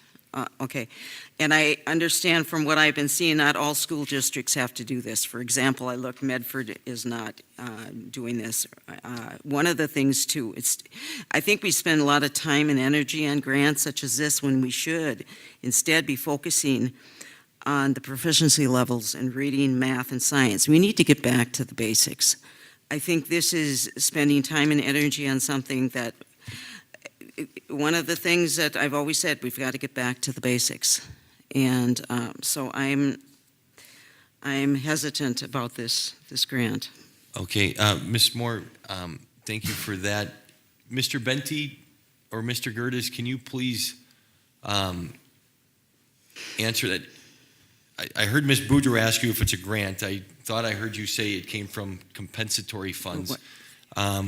And I heard Ms. Moore say it was a grant. So can you just please clarify, is this a grant or not? And I know you said it comes from compensatory funds based on free and reduced lunch, I believe. Yeah, so it's one of those, it is a grant, but it is an ongoing grant year after year. So we do not have to apply to be part of the grant anymore. We simply need to submit our free and reduced lunch numbers to figure out how much funding we receive in compensatory funds. So we don't have to apply every single year. We simply need to submit our free and reduced lunch numbers to figure out what money we do get. To give the board an example, next school year, Faribault Public Schools will receive $2 million in this funding. So it is something that is huge to our district. And if we did not have this money, we would be have to decide how we're going to reduce our budget by $2 million. Okay, thank you for that. Mr. Robichaud? Maybe a clarification. I understand that we're using the word grant, but grant may be a misnomer from the standpoint it's an allotment that's triggered by our free and reduced lunch, our compensatory dollars. So it comes to the district based on that. So it isn't necessarily a grant in the standpoint of it's competitive. It's not competitive. It's allotment that comes directly to the district based on a specific criteria. We also, as I understand, the dollars come because we meet a certain criteria regarding the number of students that we have in our school district that meet that criteria. We are also partnering, as I understand, Mr. Benty, with 3 or 4 other school districts in this process. Is that not right? Waterville, Elysia, Morristown, Tri-County, and I forget the other district, but this Northfield. is Northfield, yes. This is an allotment that comes, and we must partner with those other districts because we meet a certain criteria of the number of students that I believe are students of color, as I understand. Is that right, Mr. Benty, or am I off base? No, that is absolutely correct. So we are a racially identifiable school, and those other 3 districts are not. They do not have the diversity levels. So therefore, for them to receive money, they need to partner with us to be able to expand opportunities across all different areas and levels of schools. Thank you. Okay, thank you. Any other questions? Ms. Moore? Yes, thank you. I guess I'm concerned about, I was looking at Avid, I was trying to find some literature on it, and I found some pros and cons. But when I was reading this, in the middle of the paragraph, it says, along with training in equitable and culturally relevant teaching. I am concerned that some of this, because if we approve of it, I'm wondering if with gender ideology, with, racist, divisive racist ideology. With that in mind, Mr. Benty, I did send you, I would like to add some addendums to this before I approve it. Is that protocol? I think any board member, I think, can make an amendment to And I'd whatever. like to add 3. Okay, Mr. Benty, I sent it to you. I don't know if I should just read them, or do you send them? Well, I to think since it's an action item, if you're going to make an amendment, we need to know what they are so we Okay, can clearly vote on them. that's fine. Yes, yeah, no, I intended to do that. I have 3.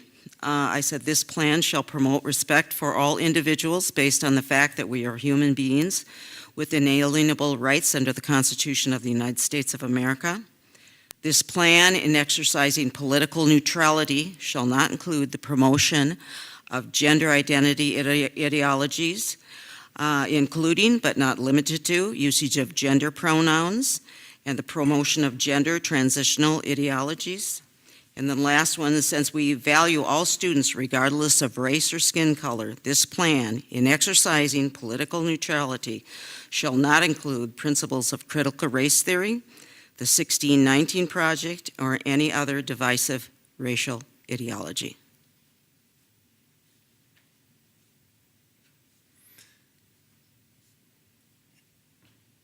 Mr. Benty, before we take a vote on that, Go ahead. After there's amendment, she needs a second. Okay, yes. Now, are you gonna do them all individually or all together? No, I think she made them all as one. Is that fair, or do you want each one to be a separate amendment? The I'd difference like- is we Let's put them, let's save time. put them, okay, thank you. So, Ms. Moore made an amendment to add those three that she just stated. I'm not going to repeat them all because I don't have it in front of me. Correct. I think people heard, I can repeat them if you'd like. But she made an amendment to the motion. Is there a second? Second. Chair, point of clarification, if I may. What are you amending? For this whole plan, because some of this plan, again, when I look at AVID, culturally relevant teaching, what is that?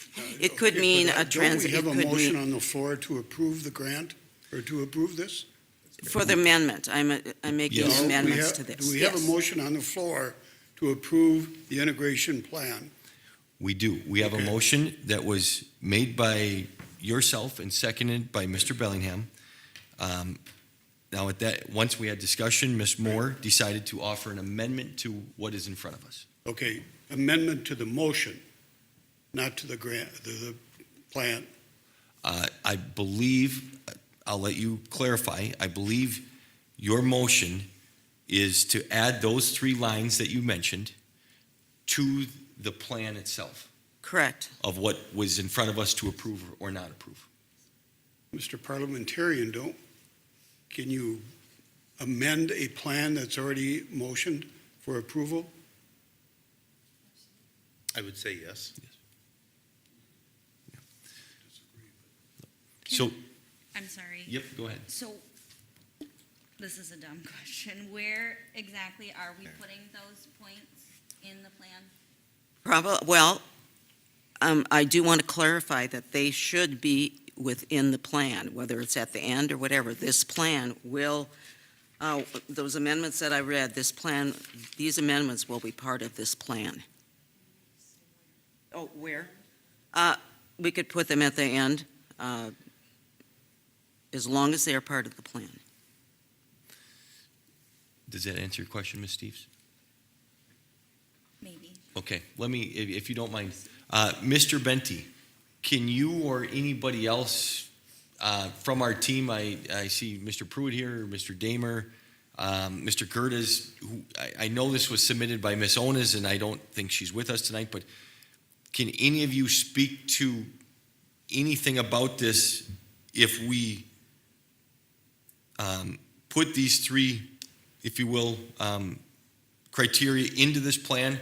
What would that do to it, if anything, and also where would they go in this plan? So that would be my first question is, I don't know where they would go because there's not a spot for us to stick them in anywhere. The second piece is that this plan is about creating goals and saying what you will do. And from my understanding, Dr. Moore's piece is focusing on what we won't do. So I think we would have to figure out how we tackle this from a goal-oriented side versus a what we won't do side, if that makes sense. Because this whole piece is around setting goals and having the strategies and the key indicators of success around each one of those goals. Okay. Thank you for that. Ms. Moore? If I may, yes, I think we can still set those goals, but at the same time, for instance, with the AVID, talked about. Mr. Chair, the discussion should be the motion to the amendments. Okay. Okay, thank you. The Appreciate discussion it. should revolve around the motion to amend for those three things. Not where you're going to place them now or whatever, but Okay. specifically that. Okay. Thank you. Any other questions or comments of discussion around the three amendments? Once again, we have a motion by Mr. Robichaud, a second by Mr. Bellingham for the original plan as presented. And then we have an amendment to the plan as stated by Ms. Moore and a second by Ms. Boudreau. Any further discussion? Okay, hearing none. We're voting on the amendment. We're voting only on the amendment at this time. Yes, only on the amendment at this time. So, all those in favor of the amendment, please signify by saying aye. Aye. Opposed? Aye. Nay. Roll call, please. So, Ms. Steves, will you please do a roll call on amending, on the amendment to add this into the plan? So, can I abstain from this? Because I'm still very confused. I didn't quite hear the whole amendment piece. We- And so, I can read it Would again. you like her to reread it? I can read it can again. I read myself better? I mean, is it allowable to like May I? pass it Sure, around? sure. or- Yeah, that's fine. Yeah, As I get back. sure. Mr. Chair, Yes, Mr. Wilson. could we table this and maybe put it to a work session? Well, I think at some point we have to vote on it, but I will defer to Mr. Benty in terms of, Mr. Benty, I do see this at the very top of this. If somebody pulls a document, it says submissions due by March 15th. So I don't know what that means. We have a March 6th work session. Is that right? In theory, we could move this to a work session and then have this be part of a special board meeting if we wanted to at that work session.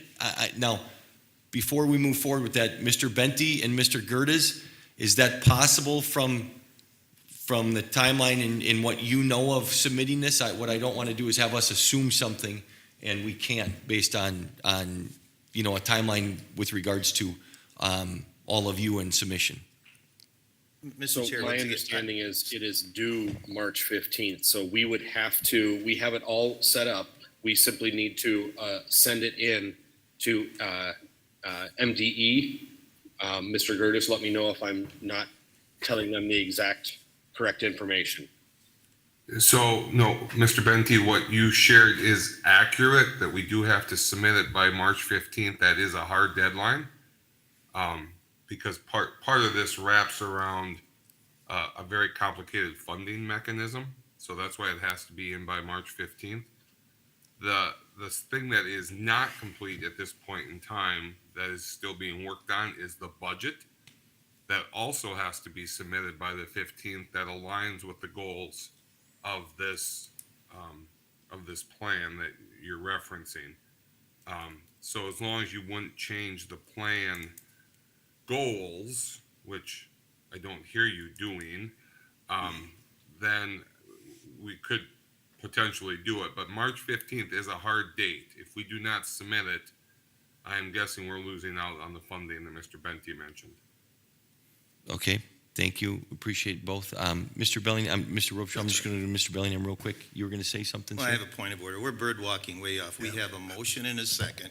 We have an amendment and a second. The conversation should be particularly about the amendment. You allowed Ms. Steves to have a little more time to reread this. We don't need to go bird walking off if we should table it or not. We need to deal with the motion and the second for the amendment. Well, the reason that I allowed it is because I don't think any one of us seven want to sit here tonight and potentially cost our district $2 million if we don't know what we're voting on. And that's what I'm trying to move the meeting along for, Mr. Chair. Yes, you are correct. Yeah, so I'm I'm not not prepared to critical, vote I'm on just it saying unless we- I know what's going on. When- Exactly. And The last thing I want to do is have somebody make an ill-advised vote and our timeline bites us in the butt for $2 million. That's all I'm trying to get at, so that everybody has clarification. Mr. Chair, just one comment. We're not only dealing with Faribault, we're dealing with three other partners in this program as well. Thank you. Okay, so Ms. Steves, have you had enough time to read and determine? You have. Okay, so we are now going to do a roll call on the amendment that Ms. Moore proposed and that Ms. Boudreau seconded. Okay, and roll call Ms. Steves. In favor of the amendment would be to add it. And in favor, I'm so sorry, in favor of all three lines. Correct. John? Nay. Linda Boudreau, Aye. Linda Moore, Aye. Richard Olson, Aye. Jerry Robichaud, Nay. Cassie Steves, nay, Chad Wolf, Nay. fails 4-3. Thank you. Okay, so now that motion, I'm sorry, that amendment failed. So now back to the original amendment. I'm sorry, I apologize. Back to the original approval of the Achievement and Integration Plan. We have a motion by Mr. Robichaud, a second by Mr. Bellingham. Any further discussion? Okay, hearing none. All those in favor of this original plan, please signify by saying aye. Aye. Opposed? Nay. Roll Mi- call, please. Sorry, I'm just trying to record it correctly. Thank you. We're all trying to get it correct, so thank you.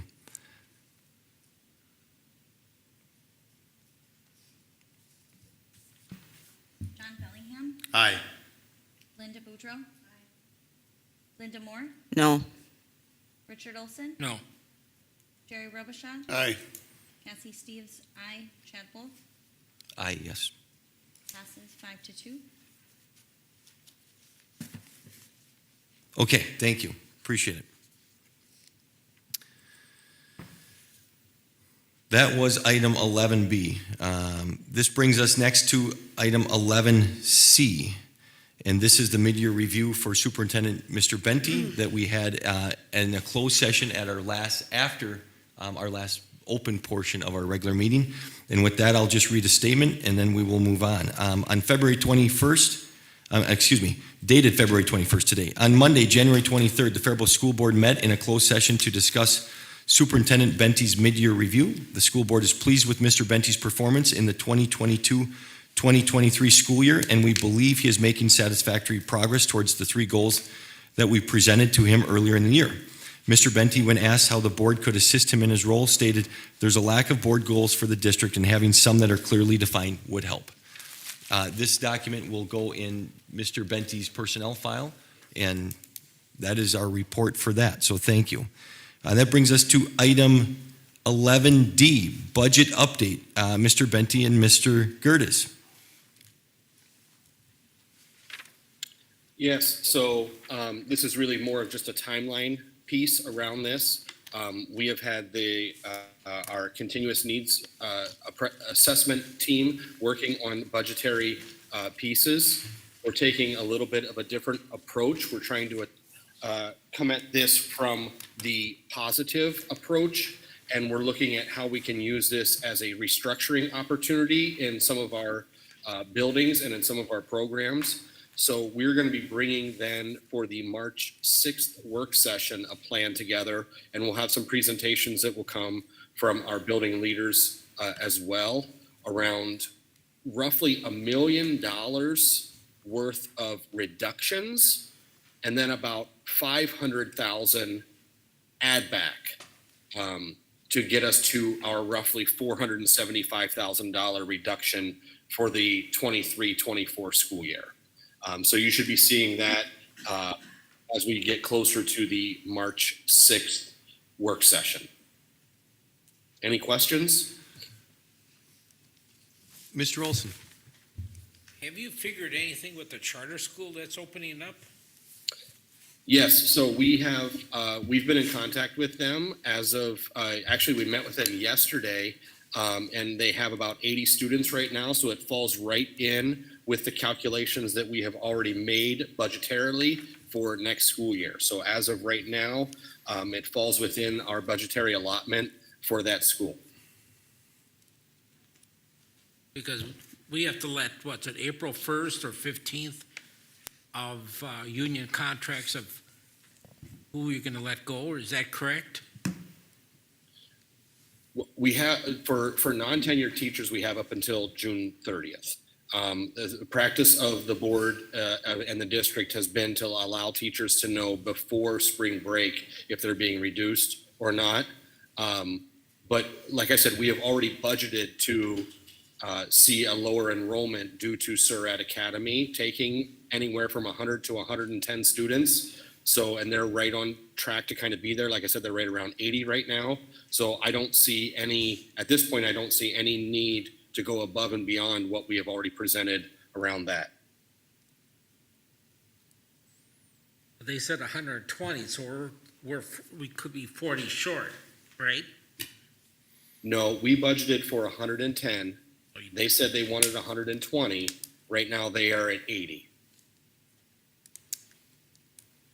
What about the state money? What's the word on that? It's still back and forth. I am still very confident in using the governor's budget as the minimum that we would receive.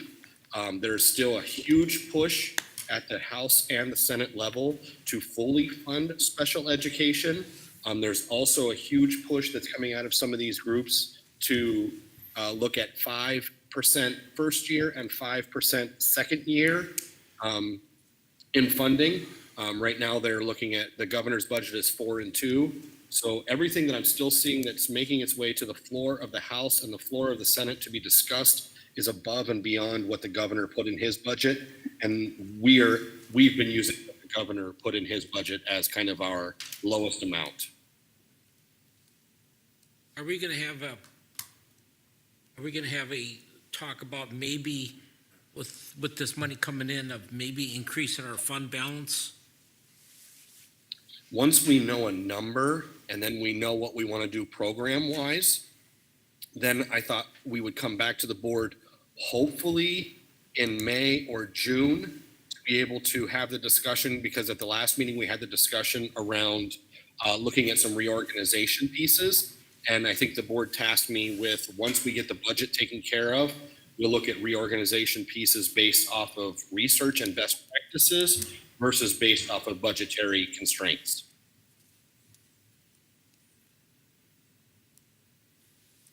So just to clarify the timeline for the new board members on the 6th, you and Mr. Gertis and building leads would come to us with a plan.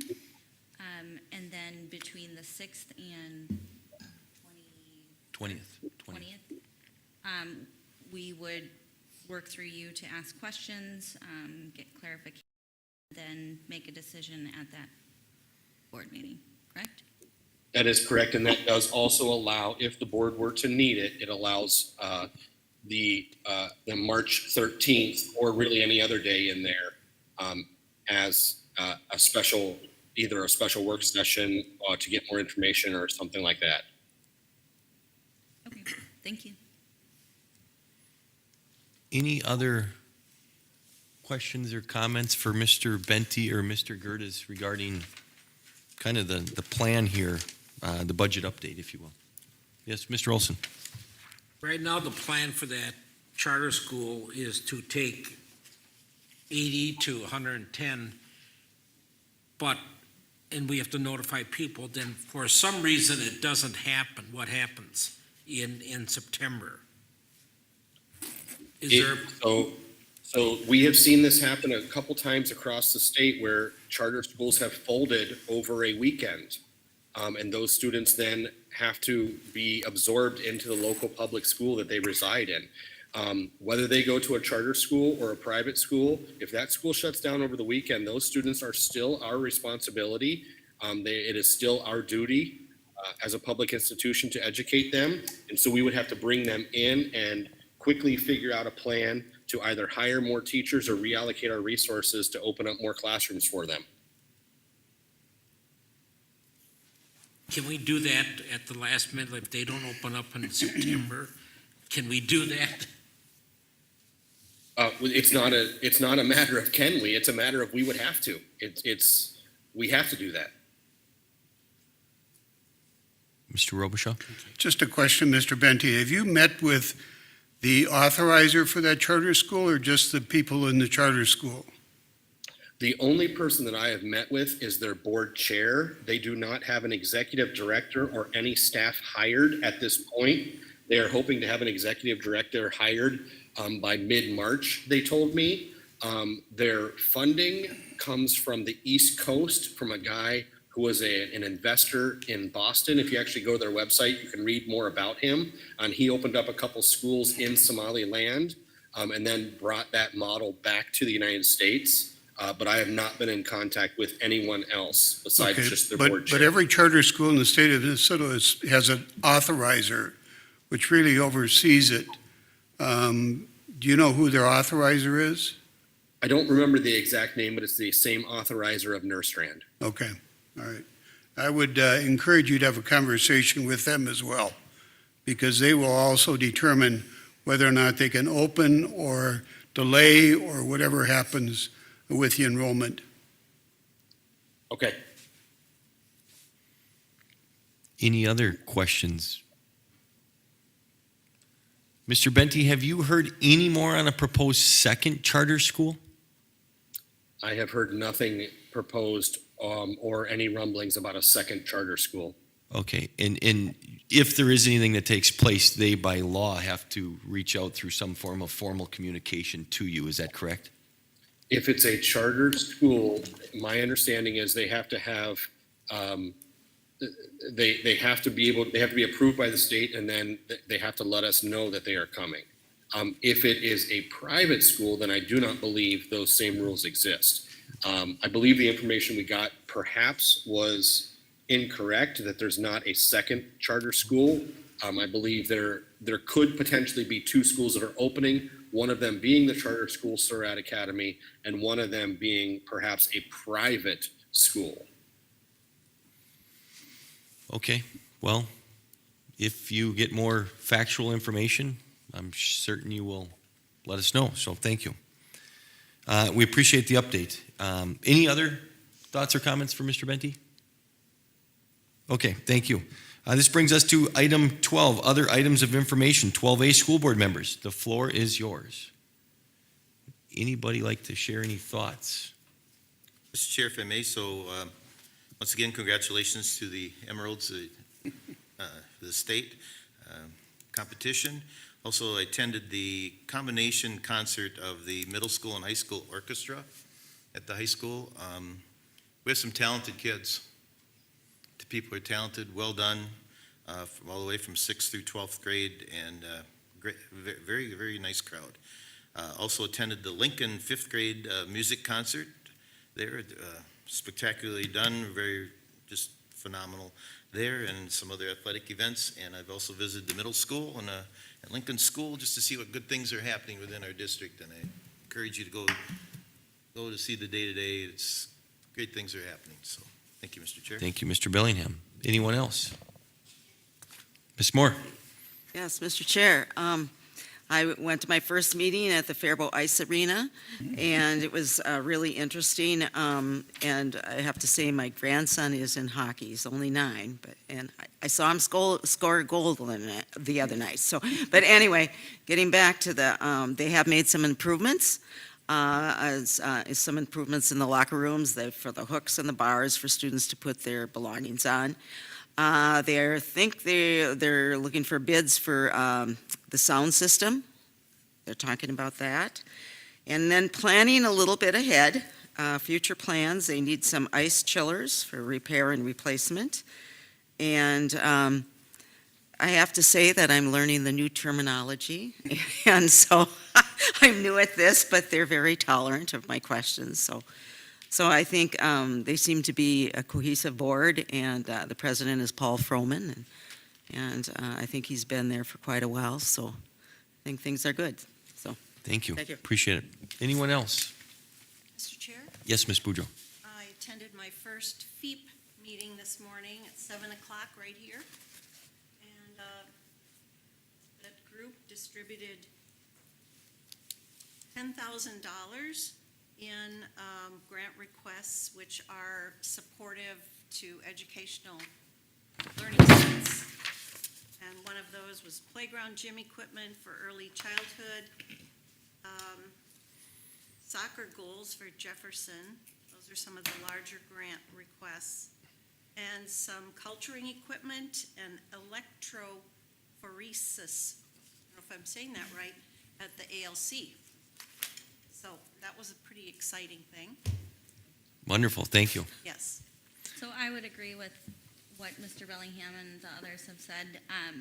You know, I'm just coming off of my fourth graders conferences, and, you know, he has had some remarkable progress over the last year. And, you know, his teacher shared with me that not just my own student is moving forward, but all of her students. And so supporting our kids and supporting our teachers and just, you know, celebrating every little win is really, really important. So if we could all just continue to do that. Wonderful, thank you. Anyone else? All right, I will just share a few comments real quickly here. Last Friday, no, a week ago Friday, excuse me, I got to serve lunch at Jefferson. Very famous pizza day. And I have to tell you, I had a young man, I think it was about third grade or so. They're all excited to go outside. It was a nice day on the playground. They're all excited, and I'd asked him how his day's going and whatnot, and I gave him a little fist bump to have a good day out on the playground. He says, you know, you're pretty cool. You're a pretty cool guy. You're almost as cool as my dad. So that means you're really cool. So I thought that was pretty cool. So anyway, but we had a great time, and it was very nice that they allowed me in there and to see it, and they do a great job there. And yeah, it was just you know, interesting to see, as my kids haven't been that age for a while. So all right, one last call. Anybody else, board members? Anyone want to share something? Okay, Mr. Benty, this brings us to item 12B, superintendent comments. The floor is yours, sir. Yes, so once again, congratulations to the Emeralds, and they continue to amaze us at the state tourney. I continue to moonlight as a meteorologist, unpaid, amateur, but this has been not the year to come in as a superintendent and expect to not get up at 3:30 every morning to figure out if you've got 8 inches of snow outside or not. So we are looking forward at the National Weather Service is referring to what's coming in and has already started as a top 5 snow event in Minnesota over the last 150 years. So we have already, as many other districts around us have done as well, called an e-learning day for tomorrow and for Thursday, hoping that we can get all of the snow removed and get our students back in on Friday. This would then deplete our e-learning days. I've already had a few staff reach out to me and say, what does it mean? My answer for that, for everyone listening right now, is very simple. I do not know. But we will be reaching out, we being a lot of superintendents, because we are not in this alone. Everyone else around us is also out of e-learning days. So we're going to be reaching out to the state and saying, okay, how do we do that? What should we be doing? What should we be calling if we have another snow emergency on Monday or Tuesday of next week? So there'll be more information to come around that. Any questions on snow? I'd like to say I feel really bad for you, Jamie, but I don't. Been there. I would say thank you for all of the snow days ever. Keep them coming. I had a conversation. I was out at the Armory back a couple weeks ago for a career day out there, career and college day at the Armory, and some students came up to me, and I could tell that I looked familiar to them, but they just couldn't quite place who I was. So I said, good morning, this is Jamie Benty, Superintendent of Faribault Public Schools. And you just saw their eyes light up, and they were so excited when they heard my voice, because they're like, you're the guy that canceled school. Yes, I am. And I said, and they're like, well, keep them coming. And I said, that's fine. But all of a sudden it's June, and I have to tell you that we have to come back to make up some days. Their tone changed very, very quickly, and they decided that I have already called enough school off for this year, and I shouldn't anymore. So any other questions about snow or weather-related issues? The last piece I have is that we We were supposed to have our Director of Teaching and Learning interviews this Thursday, but with the weather coming in, we have moved those to Monday. I received a inquiry from a board member asking for them and another board member to be part of the interview committee. That is not something that has been our practice in the past. So I did reach out to Mr. Wolf, our board chair. On his advice, he asked me to reach out to our attorneys. So I reached out to Ratwick attorneys, explained the situation. One of the things they said it is not illegal to have board members be part of hiring committees. It does fall outside of their statutory roles as governance, but it is not illegal. If that is, they warned me and said, if your board decides, first they said, only the board can decide if that's a practice that they want to take on. And if the board decides that's a practice they want to take on, then they have to decide who will be the members that will sit on the committee.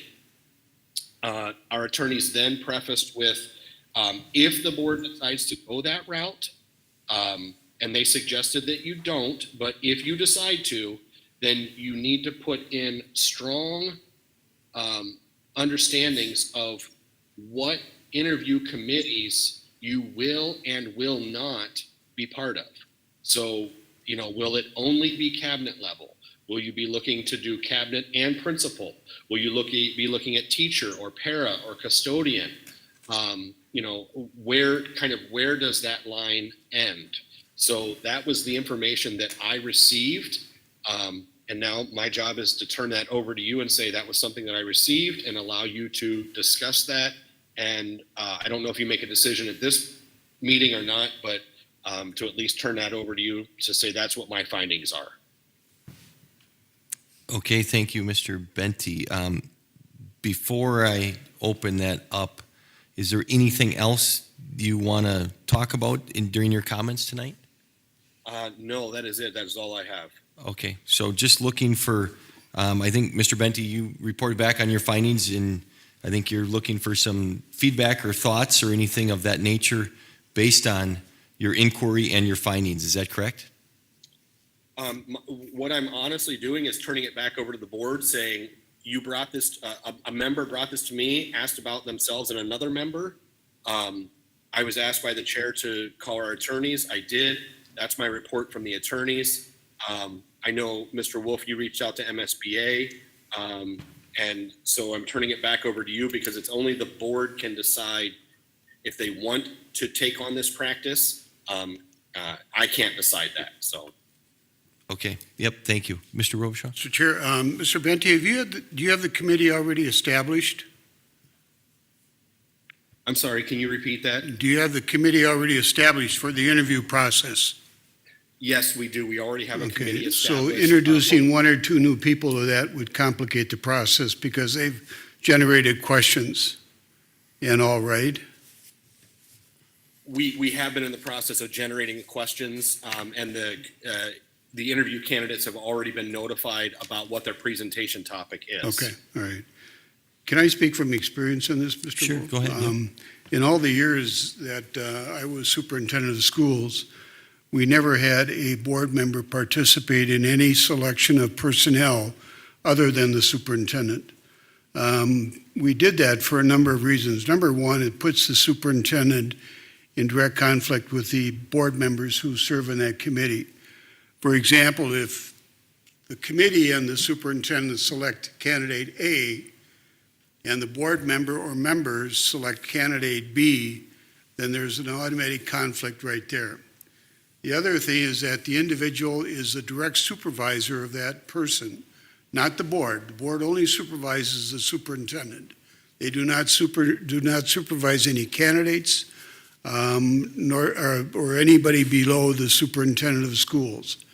And that in itself, if the candidate does not perform to the level that is standard for that position, and the superintendent has to terminate that, that can also cause conflict with the superintendent and the board. Furthermore, it puts the committee in a difficult spot because no matter how you come in as a person, you come in as a board member, and they're going to look at you as a board member, and they're going to feel that you have more of a voice in this than they do. And that is not fair to the rest of the people who have taken time to come and select that individual. It also puts the candidate in a difficult position, because now who are they going to address? Are they going to address the superintendent, or are they going to address the board member or members who are on that committee? So I just did not feel, as a superintendent of the schools, and also the past practice that we've had since I've been on this board, we've never had board members involved in any hiring process beyond the superintendent of schools. So that's my personal experience, and I would suggest no board members participate in the interview process for persons of cabinet or beyond. Okay, thank you, Mr. Robichaud. Any other comments regarding this? The person that reached out, inquiring, if they want to state anything, they're certainly welcome to. Anybody's welcome to. Yes, Ms. Moore? Yes, Mr. Chair, I guess one of the things I think, you mentioned, is it going to be teachers? Is it going to be principals? I don't think I think that's an overreach. But cabinet members are very important, and I think it's important for board members to know where these people, the background, where these people stand, because this is a very important, and this one is a very important one. Curriculum is very important. And just in the past, our achievement has been, the last 4 years, has not been good. So this is a very important position. And since board members, all of us represent the people that put us in here, I think we have a responsibility, a greater responsibility to those people to make sure that, for instance, that this board member curriculum, that they have the mindset of getting back to the basics, because what the purpose of our school is to teach reading, writing, and math. We need to get back to the basics, and if we do not have a curriculum director with that mindset, I think we're going to have a repeat in the next few years. And so thank you. Thank you for that. Any other board members? Mr. Robichaud? Sure. Thank you, Mr. Olson, for your comments, but I also put my trust in the person who we've hired as a superintendent of schools to deal with the issues that you're talking about. What kind of a skill set does that person bring to this position? I would very well guess that Mr. Benty and the rest of the committee is very concerned about that background as it relates to the basics, as you referred to it as. I would suspect that anybody who's going to come into that position has the same mindset, that the basics is what we're teaching now. Of course, we can define what the basics is, which is a much broad definition. But I also have, like I said, confidence in our superintendent and other individuals that'll be on that committee to make the decision that is right for all students in this district. Thank you, Mr. Robichaud. Any other comments? Mr. Bellingham? Chair. I'm sorry. Mr. Olson, go ahead. My first term, way back after we got rid of the superintendent, the board had to be involved in, of course, superintendent and finance director and the human resources director. For a while there, the board was running the district. So we were involved. We didn't have a choice because there was no superintendent at the time, or at least temporary. So it's, it's happened. I think that any board member, I didn't request anything on this, so I think that the board should have the freedom to be involved in various aspects if they want to be. I wouldn't suggest getting down to pairs or janitors or anything, but the importance of superintendent and cabinet members are very important. Again, I'm not involved in any interview process at all, but I'll tell you the thing, it was a lot of work, but again, we had to do it. We didn't have any choice to do that. But you did learn a lot about the interview process, so. Okay, thank you, Mr. Olson. Mr. Bellingham, you were going to say something, I believe? Thank you. I'd be remiss if I didn't go over my 5 points, as I've stated for quite a number of years. But the board function as a board member, we have 5 responsibilities. 1 is to hire the superintendent. 2 is to set goals and evaluate the superintendent. 3 is to set and approve the budget. 4 is to set policy, not enforce policy, to set policy. And 5 is to be the liaison between the community, staff, and administration. This is supported, the conversation that Mr. Benty said of recommending the board members not be on any of your committee is supported in statute. I can give you the number if you'd like, which says superintendents are to recommend to the board employment and dismissal of teachers. It is also in our policy 209, our code of ethics, which states it's recognized that a board member's responsibility see the board as a whole, that they are run properly, not to run them myself. Another section says give the superintendent authority to commensurate with his or her responsibilities. And another section, consider the recommendation of the superintendent in hiring of all employees. I see absolutely nothing but problems for board members to be on any interview committee other than the superintendent. Thank you, Mr. Chair. Thank you, Mr. Bellingham. Any other thoughts or questions or comments? Mr. Chair, Yes, Mr. Olson. again, I'll totally disagree with Mr. Bellingham. I think that I won't be involved, but I think that if you want to be involved, take your time to be involved with the interview process. It should be the freedom. If not, you are restricting the freedom of the board members to be involved in the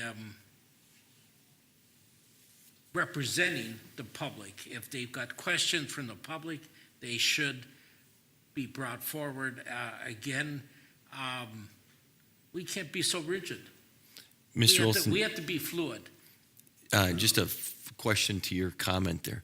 What would happen, and I'm just playing devil's advocate because I don't know the answer, but what would happen if we had 4, 5, 6, or 7 board members that wanted to be involved in a interview process? Who is the lucky soul that gets to identify narrow that down to 3, because we can't have 4 or more, right?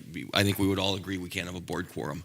So who would get to be the lucky? But you could, but you have to post it within 3 business days. Then isn't it a public meeting? But then it's a public interview, and I think we only do that with the superintendent. Like I said, I'm just playing devil's advocate of if that would happen, how do we address that? And I simply don't know the answer. So I hear what you're saying, but I'm just, like I said, what happens if you have more than 3 people interested in that? So, Mr. Robichaud. Mr. Chair, Mr. Olson, I hear what you're saying. The thing I would ask too is, you say if they want to, I think it's a board decision as to whether or not we're going to have that availability for board members to sit in. I don't think, I should call Mr. Benty and they're going to hire a high school principal. I want to be involved in that. There has to be some outline of procedures before we can just willy-nilly, whoever wants to sit on an interview from the board can sit on the board, sit in that interview. Any other thoughts or comments? Yes, Ms. Moore. I do agree with Mr. Olson, and I think it would be just good for us to, especially with the cabinet, because the cabinet is very important. I'm not talking about principals or anything else, but I think we have to know the mindset of the people on the cabinet in order to do our job and to do our job respectfully to represent the people who put us in here. Thank you, Ms. Moore. Any other thoughts or comments, anyone? As Mr. Benty noted, I did reach out to MSBA, and I will share tomorrow their email that references the statute and the policy, the statute 123B.143 sub something 1.2. So I apologize if I butchered that a bit. But and then it also refers back to our policy 209 Code of Ethics. I don't have a lot more to say other than I do believe the board should operate at the 30,000-foot level. I would refer back to our, what I thought was a really good works board retreat, if you will, with Bruce Miles. And I think his guidance of the board operating up at that 30,000-foot view or level, if you will, and, letting management, if you will, leadership operate the district on a daily basis. So I would also favor the board only being involved with one person they hire, and that would be the superintendent. So that's just my thoughts. And I think it's a great question to reach out, but I do have a great concern over opening Pandora's box there and setting a precedent that may be difficult to put back unless, as Mr. Olson stated back in the day, where they were forced to due to an interim or an emergency or something. So If it was a violation of policy or law, something like that. There was no plan B. So, I would defer to what our attorney has stated, what MSBA has stated, and for those reasons. So that's just my thoughts. Any other thoughts on this? Anyone? Okay, so this is an action item. We haven't done it. I think we wanted to discuss it. If at some point, I think it's stated in policy 209 about this, but if people feel differently, I guess we can revisit that in policy or something. But I think everybody's had their chance to speak on this. Is that fair? Okay. With that, Mr. Benty, thank you for your update. We appreciate it. That brings us to item 13, dates to remember. March 6, 2023 at 5:30 p.m. work session. March 7th, 2023 at 3:30 p.m. is the policy meeting. March 13th, 2023 at 7:30 a.m. is the finance meeting. March 20th, 2023, 5:30 p.m. is the board meeting. I would just say, based on comments we heard tonight, it may be beneficial to, if you can, block out Monday night, March 13th, should we want to schedule.